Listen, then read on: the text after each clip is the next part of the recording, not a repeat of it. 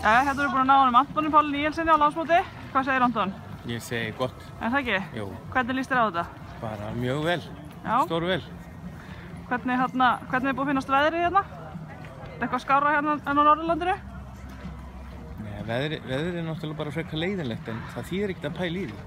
Það er bara eitthvað sem enginn stjórnar og núna er það bara gott. Og hvernig líst þér hérna á þessa hesta? Krossin eru upp til hópa frábært, má segja. Og enginn svona sérstakur sem að setur eftir hjá þér? Nei, ekki ennþá.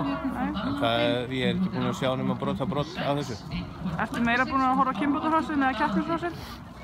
Ég hugsa núna að þá sé ég búinn að vera meira að horfa á hringvöllinn hérna.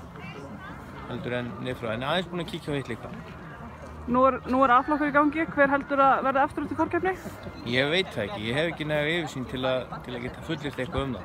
En ég er nú þegar búinn að sjá nokkra mjög góða hesta hérna. Okay. En var þetta kynbótahrossin? Er eitthvað sérstakur þar sem þið hlakka til að sjá á stóðustunum? Ekki neitt sérstakur, ekki neitt sem getur tekið út úr. Og bara opinn fyrir öllu? Já, bara ef það kemur góður hestur þá er það bara gaman. Ekki það allir góðir.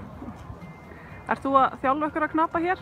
Ég er aðeins hérna með hóp af úlingum og ungmennum sem ég er að styðja við.